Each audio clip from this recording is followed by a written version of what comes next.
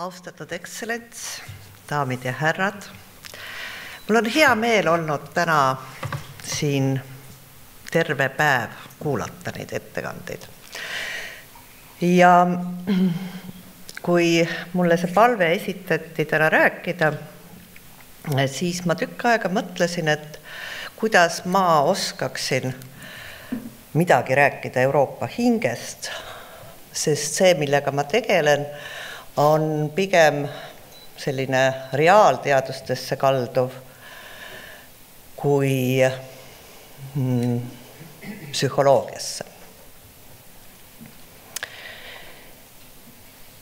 Täna siin istudes saan ma ka aru, et see, millest ma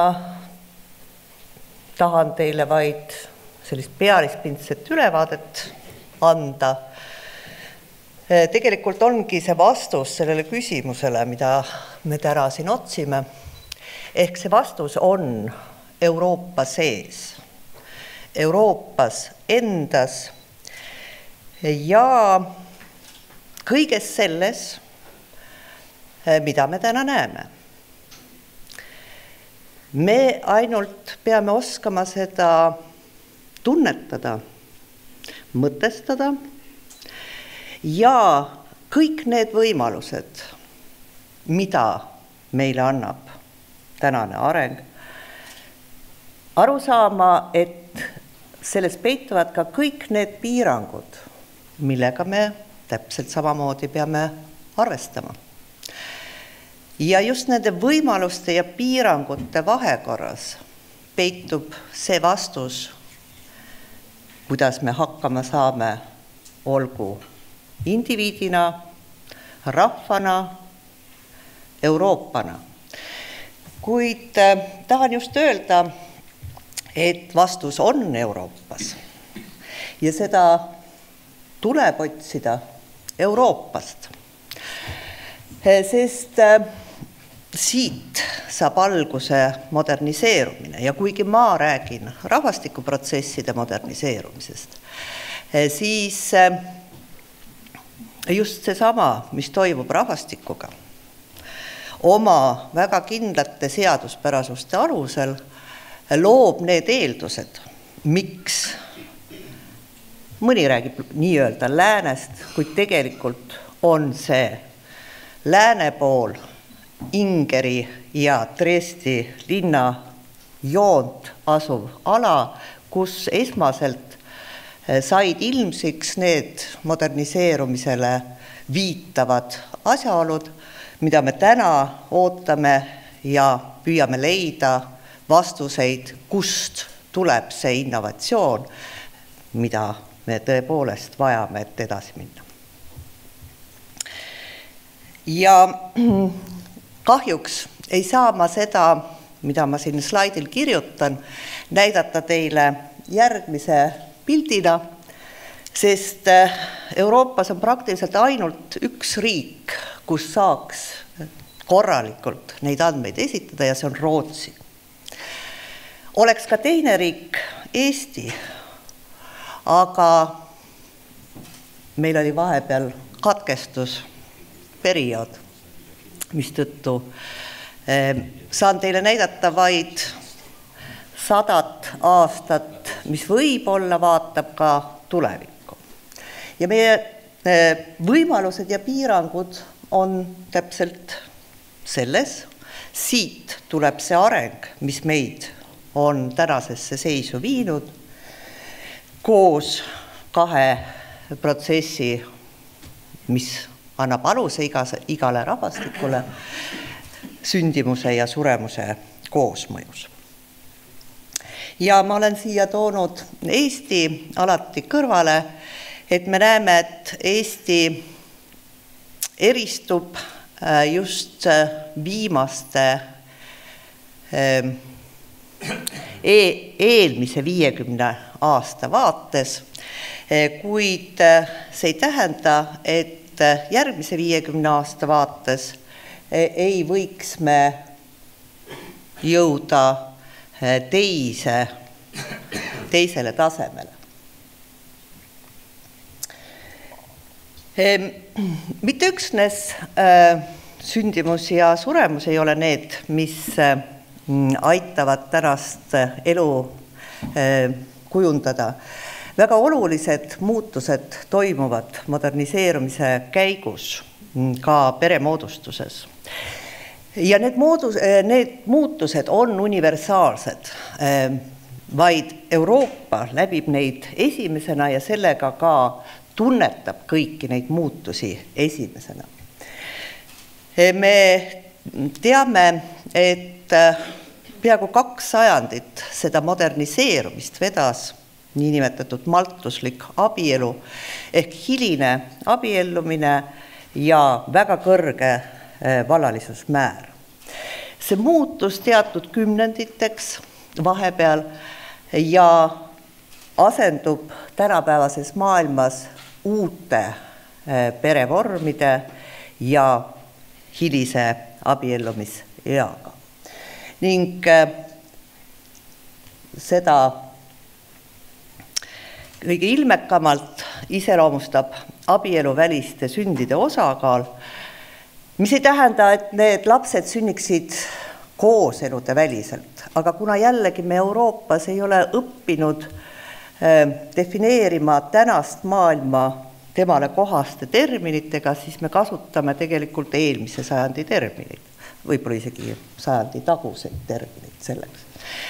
Aga me näeme, et see on kõikides regioonides ühtmoodi toimib trend ja Eesti on selles osas tõepoolest koos Islandiga üks eestvedajaid. Et demograafiline üleminek ei toimu kõigis maades üheaegselt, tähendab seda, et teatud perioodil iseloomustavad maid emigratsioonilained, meilgi väga tuntud ajaloost, mille järel teistes maades moderniseerumise hakul vallanduv rändepotentsiaal toob kaasa sisserände, mida siis esimesena loomulikult sellises mahus saab tunnetada Euroopa kui pioneerala. Rändepotentsiaal aga ammendub ja seega ei ole võimalik enam loota, et sealt on juurde tulemas midagi. Ja mobiilsus saab selleks märksõnaks, mis iseloomustab tänast maailma, ehk me rändame endiselt, aga sellel on hoopis teistsugune iseloom ja hoopis teistel eesmärkidel. Kui vaadata seda sajandi pikkust ajalugu, siis ilmneb, et Eesti on selles osas läbi teinud 2 suurt murrangut. Esiteks on ta Euroopa regioonidega võrreldes kõige suurema sisserände saldoga ja samas iga selline sisserände suuremahuline voog toob kaasa paratamatult ka selle, et sellele järgneb etniline tagasiränne ehk sellele osale, mis ei oma juuri antud keskkonnas, on iseloomulik hästi kerge, kiire mobiilsus. Kuid Euroopa tervikuna ei oota ees suured immigratsioonilained ja see on tõesus. Tulem on, et me ei saa väga oluliselt muutuva rahvastiku koostise juures enam omada tööjõu mahukat majandust, vaid see peab olema haridus, loovus mahukas majandus. Ja mul oli väga hea meel täna kuulda, et just loovus määrab tegelikult selle, kuhu me edasi liigume. Ja seda ütlevad ka need piirangud, mida rahvastikuprotsessid meile peale panevad. Perevormide mitmekesistumine toob kaasa uut laadi põlvkondade vahelised suhted, aga see on reaalsus. Ja me oleme just selle arvelt oma majandusstruktuuri olnud võimelised muutma. See aga tähendab, et kui ühiskond ootab, et majandusstruktuur on muutunud, siis ta ei saa enam panna samalaadseid kohustusi perekonnale. Need kohustused, mida perekond on võimeline võtma, ahenevad. Sisserände suured lained toovad kaasa mitmekesistumise perioodid, aga ka mitmesugused kiirenevad tagasipöördumisperioodid. Ja selle tõttu muutub maailm hoopis teist laadi mobiilsuse kandjaks. Seda kõike on võimaldanud meile kasvav eluiga ja see on meie nii-öelda võit. See on see pöördumatu protsess, millega me peame arvestama ja milles me peame kohanduma.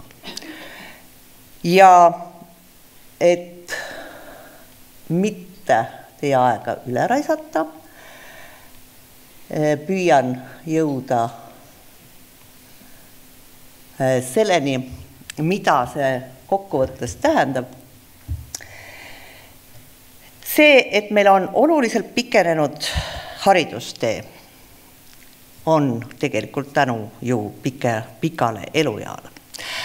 Aga et see on võimalik olnud, annab meile võimaluse omandada igal ajahetkel uusi oskusi. See annab meile võimaluse olla mobiilne. Ja loonud ka sellesama aluse, miks tööiga ehk tööea kestus, kaua me töötame, teenime, saab väheneda. Asendades seda muude aktiivsete tegevustega ja ma arvan, need on kodanikuühiskonnas.